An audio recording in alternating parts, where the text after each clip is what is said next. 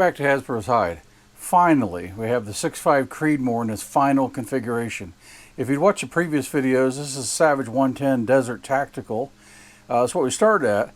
And I decided, okay, I was going to get my wife said, you can get a Christmas present, you pick it out. So I bought this Boyd's At-One stock for it.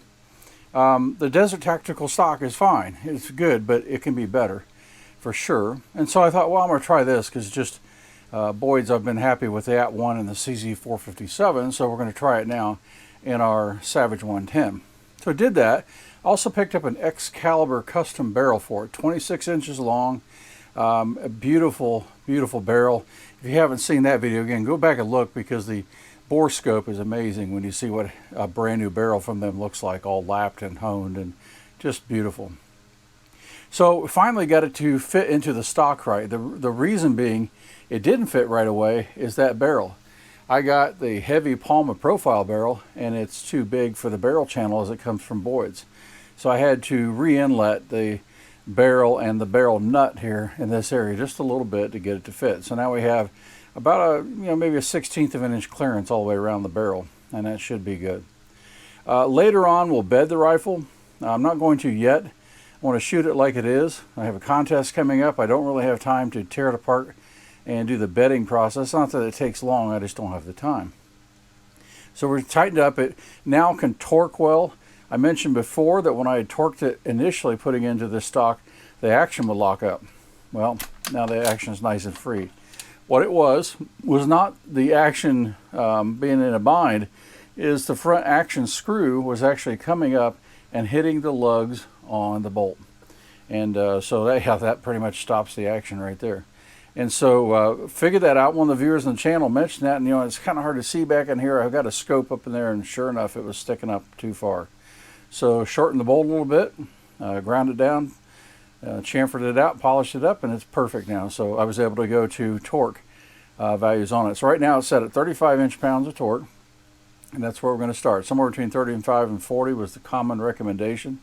And then some people will adjust one a little bit more than another, 5 or 8 inch-pounds difference, just trying to get accuracy out of it. But we're going to shoot it with 35 inch-pounds all the way around. We have our Athlon 10 to 40 by 56 scope on here. This is a good scope. It has very fine crosshairs, excellent for target work. They're not illuminated, so you're not going to be able to use this probably when it gets really low light. And the glass is decent for the money. This was somewhere a little over $400, I believe, as I remember. So the glass is decent, but when you go at 40 power, it's a little dark, to be honest. But it's still perfectly usable. You can see clearly.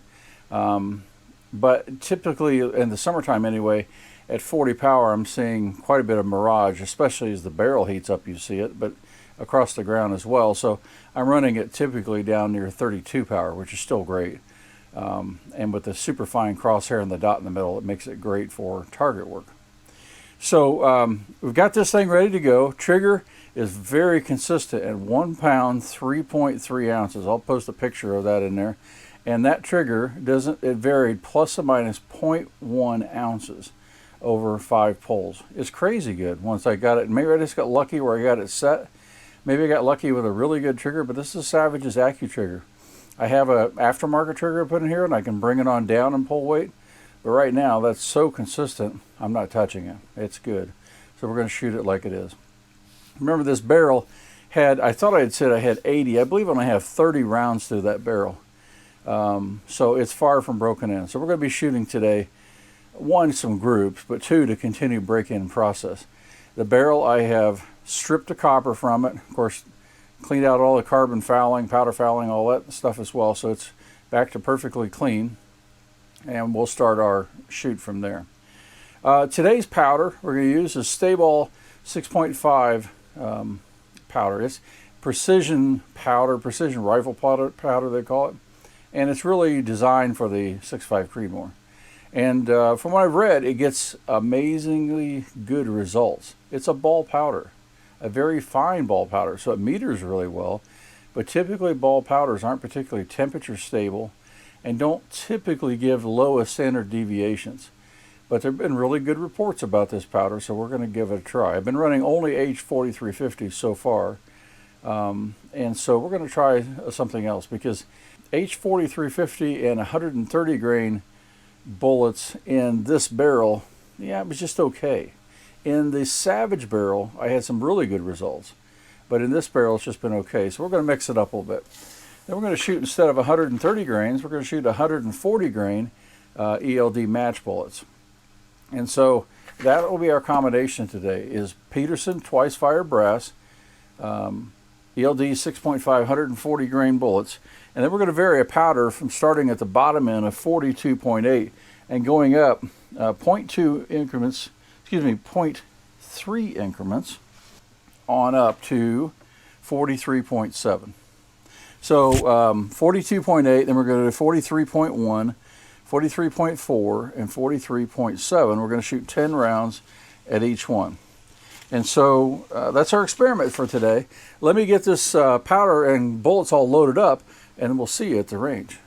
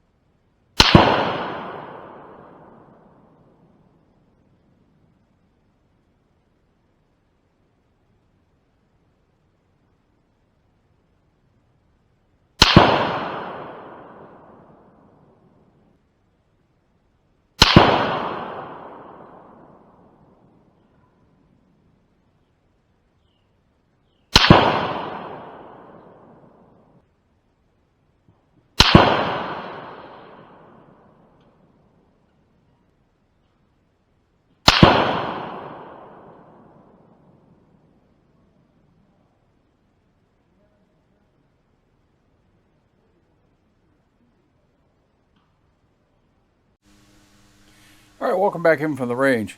A really fun day at the range. Really good when you get to shoot a barrel that's breaking in, but you're seeing just some incredible signs of accuracy and things to work on. It's a lot of fun. Everything functions well. The Boyd stock was very comfortable. The butt stock, the adjustable butt stock, there's no play in it. It's just beautiful. The cheek piece, same way. Really light, tight, and solid. So I've been very happy with that stock, and it's very comfortable to be behind. The scope, like I say, it's really good at 32 power. As I got towards the end of this run, the heat mirage was really, really bad. But I had fired several other rounds before this to kind of continue to break the barrel in, because remember I said I had stripped it completely. So I wanted to have it fouled with some copper in it before we shoot our groups. And so there was another, what's it going to be? Another 30 rounds fired before this in H4350 and ELD 130s. In a previous load that had worked in the Savage, and in this barrel, it was just okay. You know, 0.75 to 1 MOA, nothing great. So, but that's fine. I was really just using it to, we got to get rounds through this barrel and get it broke in. And then I wanted it to be, you know, some copper in it and a little bit of fouling in it before we shoot for groups. Well, it paid off. And if you can see these groups, we'll start with what is just amazing. So again, this is the last round. This is the first round when we started in with the Staball powder. This one, it was the heat mirage and all was so bad. I just really couldn't see the target well, and so it wasn't a big deal. I just went ahead and finished off those rounds because I'm just trying to put rounds through it. But this is the same powder here, so we'll get to those numbers last. But I wanted to know why this group opened up, because everything else here is really, really good with one super exceptional load, and so all these are pretty good. But we start off at 42.8, and these are the first 5 bullets on that.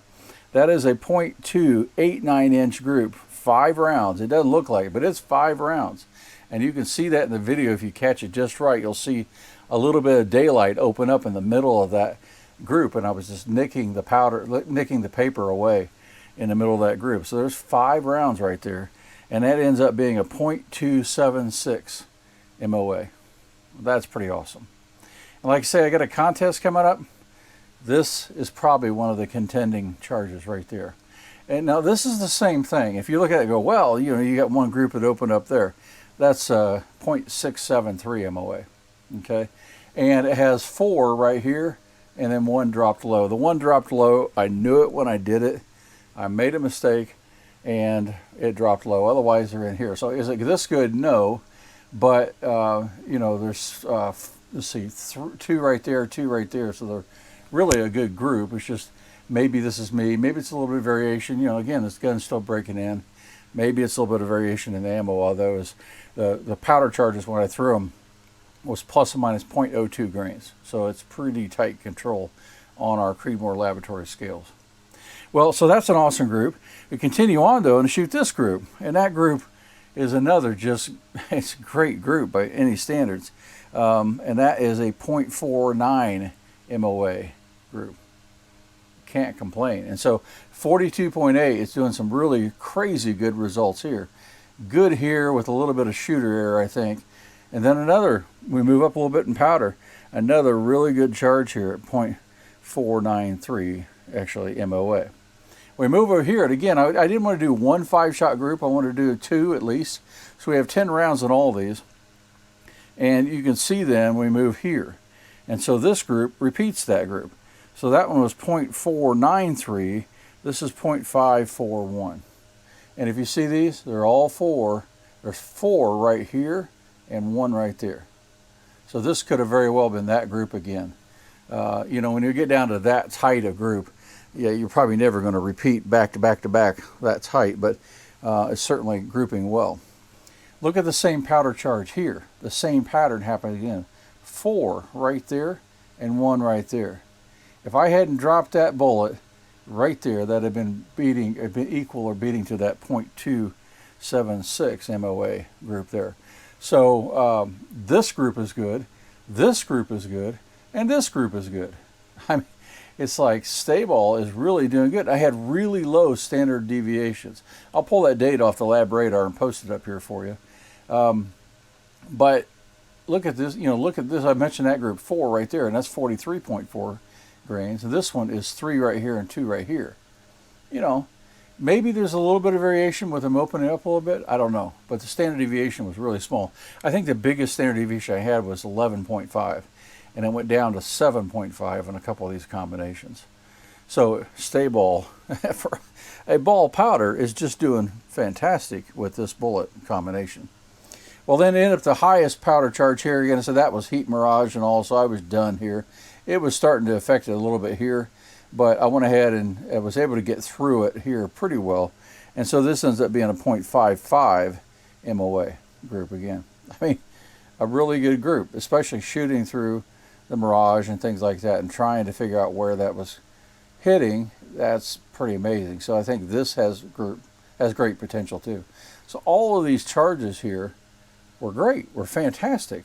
I ended up not even shooting this last charge. I had set aside some 4350 and 140 grains and just loaded to work before.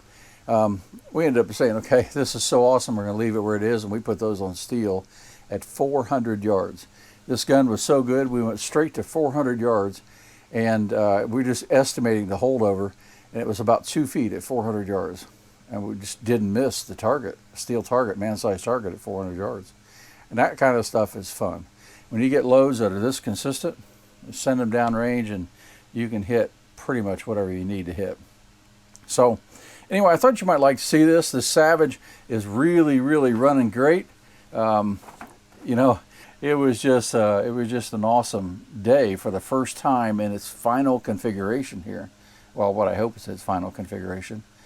In the Boyd's at 1 and our Athlon scope, and then our Excalibur custom barrel and our Desert 110 Tactiacl Action. So hope you like this. If you do, give me a like and subscribe, and look for more videos on this. I just love shooting this gun.